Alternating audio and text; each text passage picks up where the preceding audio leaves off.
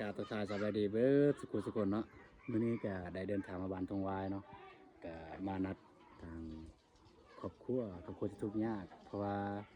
ประมาณวันที่22-23นี้อายบ่าวเตียงทองเพิ่นสิมาเนาะเพิ่นสิมาแล้วก็เพิ่นสิมาเบิ่งแต่ว่าเฮากับทีมงานก็มาเบิ่งก่อนแล้วก็มานัดก็คือมานัดมื้ออันนะ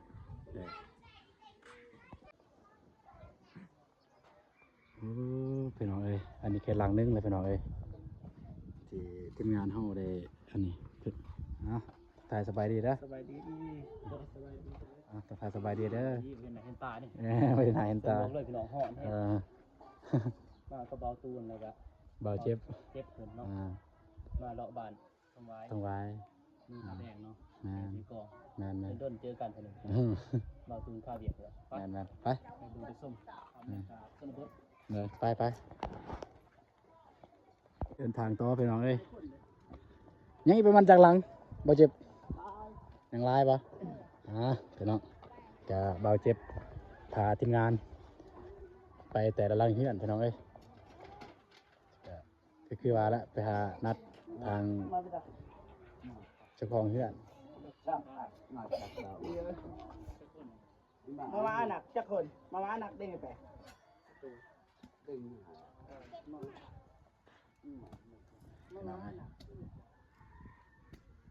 นี่คือจีบานทงวายพี่น้องเหมือนเขาแต่งแปลงใส่กล่องพี่น้องเอ้ย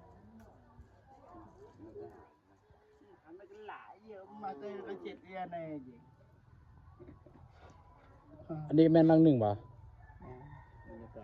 อันนี้แม่นบอลังนี่ก็นัดเพิ่นเลยก็ทำดูดิทำเพิ่นก็ผ่านตอนเลยบ่ผ่านมาจังได๋นะพี่น้องเอ้ยนี่คืออยู่บ้านทงวายพี่น้องก็คือเฮือนทุกยากเฮือนเป็นมุ้งด้วยสังกะสีเลยพี่น้องแต่ว่าคือว่าเฮือนน้อยๆพี่น้องเอ้ยอยู่ในเฮือนได้บ่ซ้ำจักคนบ่เจ็บ7 คนบ่โอ้7 คนพี่น้องเอ้ยทีมงานเขาก็เดินทางมาหอดนี่พี่น้องแต่ยังบ่ฮู้เทื่อว่าเบาเจ็บสิพาไปทางใดแน่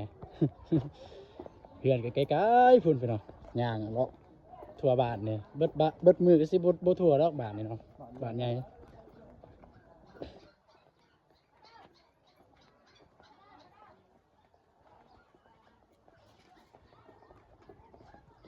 โอ้จังสิพี่น้อง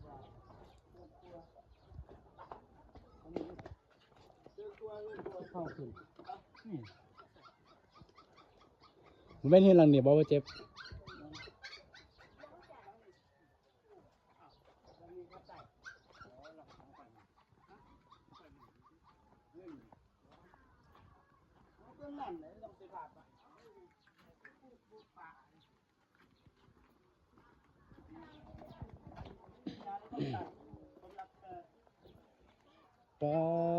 ไปแต่ผู้สาวพี่น้องเอ้ยเด้งกันเหรอมีแต่ผู้สาวพี่น้องเด้งกันมั้ยโอ้หักเลยผู้สาวเสื้อแดงนะตามหาผู้สาวเสื้อแดงนะพี่น้องเอ้ย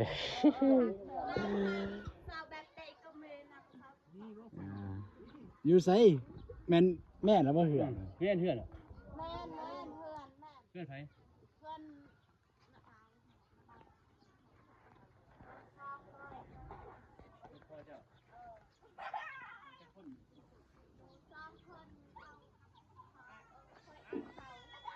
พี่น้องตอนนี้ก็หอดอีกหลังที่2หลังที่3แล้วพี่น้องเอ้ยจะไปเบิ่งเฮือนสภาพเฮือนเป็นอะไรทางเบาเจ็บก็พาไปสิเป็นอะไรแม่นบ่เจ็บเนี่ยบ้านเราบ่อยู่โอ้พี่น้องเอ้ยเราคิดว่าเราขอโทษขออภัยเด้อเหือนน้อยๆเนี่ยสำหรับเขาพี่น้อง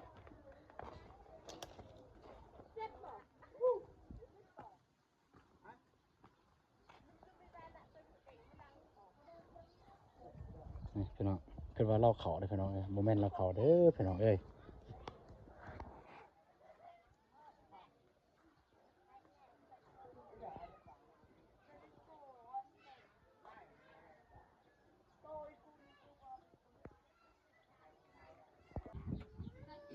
ไปแล้ว บ่เจ็บพามาเบิ่งเฮือนทุกๆอย่างแล้วยกสาวไปนำพาไปนำ แฟน เบิ่งในแฟน กำลัง ใส่ขออนุ กำ ญา ลั ต ง ถ่า ค ย บ เด้ มื้อนี้แหละ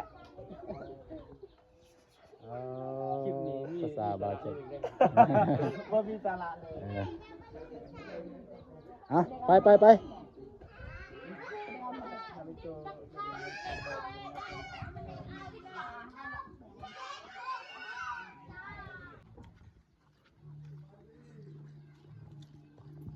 พี่น้องเอ้ยทางเข้าถ้าเข้าไปเฮือนนะ มันจะขับจะแคบนะพี่น้อง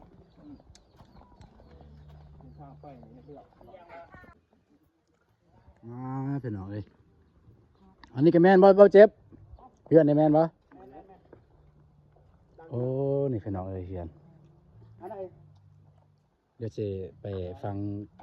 คำสัมภาษณ์ของเบาเจ็บกัน เออ เดี๋ยวมันจะเจ้าแล้วบอกเลย เพิ่นบอกให้ว่าภาษาอันไหนจาโนนก็เลยจาให้ว่าอันโนเดินแถวมันไม่ไหวเด้ไม่ใช่มันเริ่มไม่ไหวเด้แต่ให้ว่าเด่นใหม่กันมาจาโนมันไม่ไหว เขาไปมามือฮื้อมืออื่นมือฮื้อมือตึงจะขาเด้อ 3 มือแต่จามันก็ไปจาโนนก็ไปโนเท่ใครแล้วก็ไปจาบันมาเอาไปดูเอาได้ซื้อทั้งซีใหม่เลย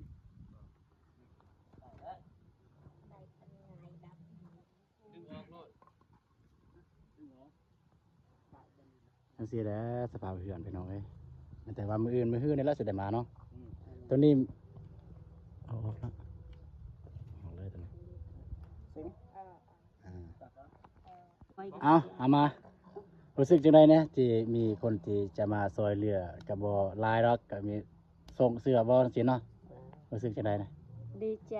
ดีใจเนาะ แม่น ไม่แต่ว่าก็รอท่าแต่อย่า อย่าอย่า ตามมือนะ อย่าตั้งคงหวังว่าซั่นซะแต่ว่าก็มื้ออื่นมื้อฮื้อน่าจะบ่เกินมื้ออื่นมื้อฮื้อน่าจะได้มาอีกทีมงานแล้วก็มีไอ้เบาเตียงทองเพิ่นสิมา เดิน เอ้ทางนั้นทางเบาเจ็บเนี่ยเขาแซงภาษาอยู่ถึงก็เบาเจ็บอยู่ครับเบาเจ็บแหละแต่ว่าก็เด้ได้หมากม่วงคือมะม่วงหยังนะ ซองปะ นี่แหละเฮือนสายบ้าน2เพิ่นน้องเอ้ยประมาณนี้นะเดี๋ยวสิไปทาง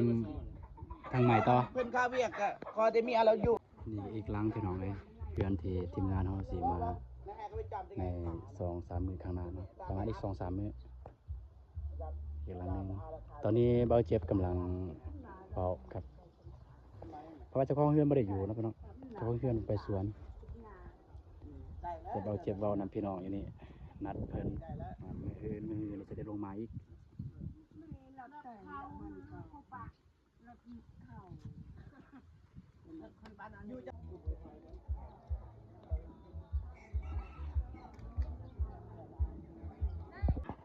ตอนนี้เขากับทีมงานเดินทางมาฮอดเฮือนหลังที่ไม่ถอดนี่เลยนะ ไปเลย เอียงมัน โกงม่วง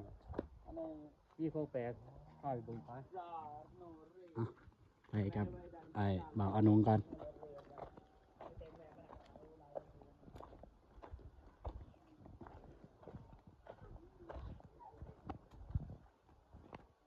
โอ้อันนี้โล่งอันนี้อัน โค นี้ งแปลกเลย เปรียบเหมือนเฮือนหลังสุดท้ายของมนุษย์เฮานั่นแหละมนุษย์สำหรับสุดเผากระตู้ ซองเบิ่งมีจ้ะ เฮือนหลังสุดท้ายได้พี่น้องนี่ มีบ่ บ่มีใส่ขออนุญาตเด้อนี่หลังสุดท้ายพี่น้อง มั่วสิเปิดเลย อืม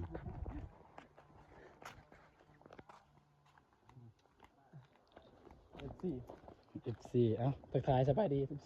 14โอ้อยู่นี่เนาะเฮือนที่เบาเจ็บอ่ะสิแหละพี่น้องเอ้ยนี่แหละเฮือนหลังที่เบาเจ็บกับไอ้เบาอนุ่มมาถ่ายเมื่อนั้นที่มีแม่เฒ่าผู้หนึงเรานอนผู้เดียวอยู่นี่ไม่แต่ว่าประมาณมื้ออื่นมื้อฮื้อเนี่ยจะได้ลงมาอีกเฮาแล้วก็ทีมงานแล้วก็ไอ้เบาเตียงทองเพิ่นสิมา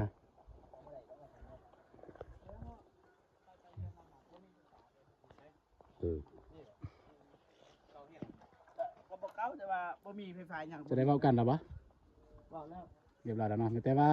มื้ออื่นมื้อหื้อเด้อสิลงมาอีกทักทายสบายดีนะทักทายสบายดีนะ โอ้ผู้บ่าว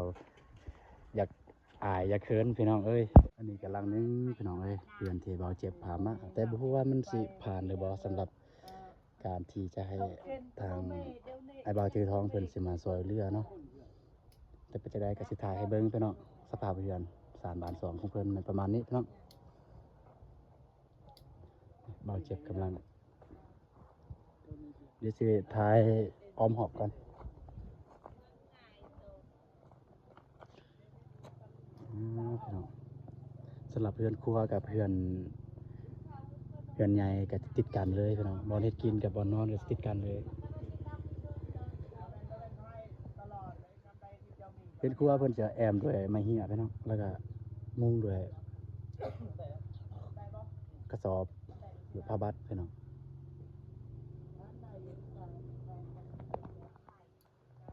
ก็ยังเดินทางต่อพี่น้องจะไปเห็นหลังนึงอีกบ้าน FC เบาเจ็บเนี่ยหลายขนาดเนาะนี่ FC เบาเจ็บมีทั้งผู้แสบผู้สาวผู้บ่าวผู้แก้ว4 คนพี่น้องFC เบาเจ็บนี่โอ้นี่นะเห็นหลังนึงพี่น้องที่เบาเจ็บพามาสบายดี มา9 คน อ๋อเหือนตอนนี้ผมสิถ่ายเหือนก่อนขนาดเหือนนะ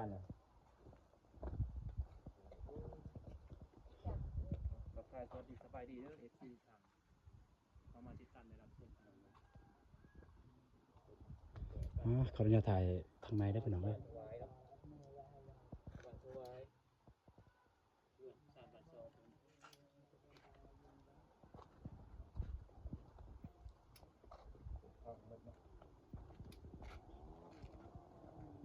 เฮือนเป็นกระมุงสังกะสีอยู่แล้วเฮือนแปลนอยู่แต่ว่าบ่ได้เฮือนเรานี่บ่ได้เป็นประเด็นอยู่บนเฮือนดอกประเด็นบนที่ว่าอยู่ในเฮือนนี่มีสมาชิกจักคนอ่า ก็คนอะไรอยู่ เก้า สบายดี เก้า สบายดี เก่าคน 9 คนอย่าคุยยังถามข่อยก็ได้เอาแค่ ถามเลยท่าน ค่อยหูเด้ เราเจ็บเป็นผู้พี่น้องเลย เอ นะ อ ค่อยหูเพราะว่าค่อยเคยไปถ่ายเทื่อหนึงเลย นี่วะ อ๋อแล้วคันสั้นเลยเอาเข้าประเด็นเลยคำถามแรกเลย9 คนเนี่ยมันมีไผแหน่9 คนเนี่ย ใครมีแม่เท้าแล้วก็พ่อเท้าแล้วก็ใกล้นั่นก็ลานเพิ่น หลาน หมดลาน ลาน พ่อ เพิ่น แม่เพิ่นเด้ แม่เพิ่น แม่ แม่เพิ่นเอาบัวใหม่ ป้าร้านให้แม่เรียก แม่ เออไปทำงานเวียง ไปทำงาน โอ้ไปกับพ่อเลย ไปทำงานหาเงิน โอ้ไปทำงาน หาเงินนี่ยังสิมาบ่แล้วว่าใดแล้วว่าปะเลยนี่ เขา มา มาแต่ว่าบ่รู้ว่ามื้อใดแต่ว่าไปหาเงิน ไป น่ะนะ หาเงิน โอ้ไปหลายปีแล้วบ่แม่ บ่ปีประมาณละ ทางเดือน 2-3 เดือนนี่แหละ 4 เดือน 4 เดือนอ๋อ4 เดือน แล้วพักเงินมาให้อยู่บ่ ปะแววพักดองไหมปะยิงแววดอง มีทางเดือนทางทำลาน ไอ้ซื้อข้าว ซื้อข้าวให้ลูกเพิ่น คือเขากินมีแต่อาศัยนำผู้ไปเฮ็ดเวียกอยู่เวียงเขาเนาะ เออ แม่ แต่ว่าอยู่นี่บ่ได้เฮ็ดเออ เฮ็ดไร่เฮ็ดนาเนาะ บ่มี เราเท่าอันนี้เราเท่าพ่อ ลูกร้านลูกนี่ใหญ่ร้านหน่อยใหญ่อยู่ นี่บอก นี่น้อยนี่ซ้ำนี่ยังก็มีนี่เนาะ คน เด้ อันนี้บ่ลูกกก บ่แม่น ประมาณลาน นี่ผู้นั้นแหละลูกเรา อยู่เขา อ๋ออยู่พูดน้อยๆให้เพิ่น ลานเรียกว่าลาน โอเคว่าขออนุญาตเข้าไปถ่ายอยู่ไหนได้บ่ ได้ หน่อยหนึง ได้ เฮือนสารบ้าน2เพิ่นนั่นแหละพี่น้องเอ้ยป๊าดมืดขนาดบ่มีไฟฟ้าบ่นี่บ่มีไฟฟ้าบ่ นี่ แล้วไม่ อ๋อเจ้าอยู่นี่บ่ฮะไม่เด้งน่ะไป ไม่ อะ อันไหนอ่ะ อ๋อนั่นแหละอยู่9 คนพี่น้องเอ้ยรวมทั้งหมด11 คน แม่ อยู่เนี่ย ไปจุ่มหาเพื่อนจุ่มก็คือ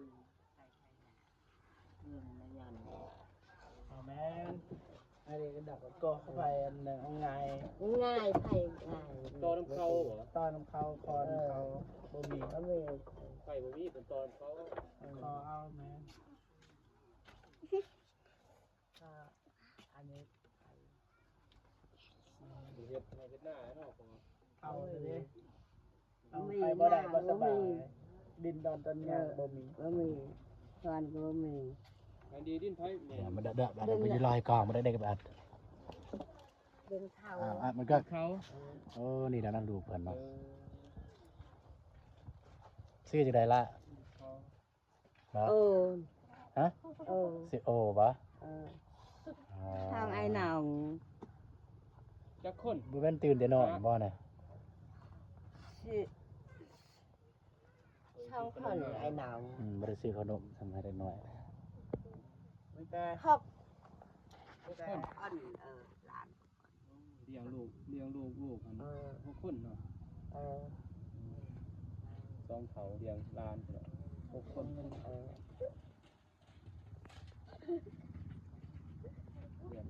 เลี้ยงมันก็สิหัวเลยไปสอน ซองเฒ่าเลี้ยงหลาน6คนพี่น้อง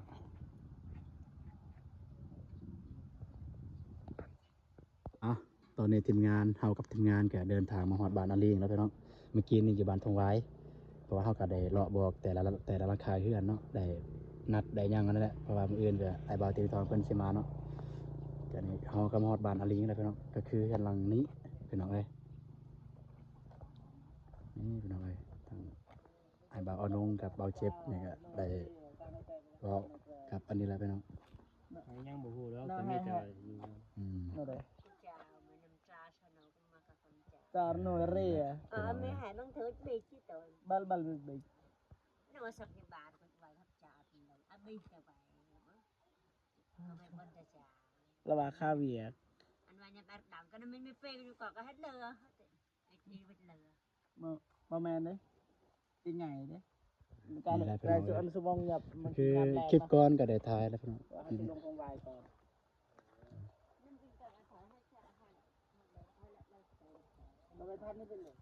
สำหรับคลิปนี้ก็สิจบลงอยู่บนนี้เลยเด้อพี่น้องผู้ใดติดตามชมบนได้ก็อย่าลืมกดไลค์กดแชร์ฝากให้กำลังใจเพื่อบ่าวตูนได้เฮ็ดคลิปต่อไป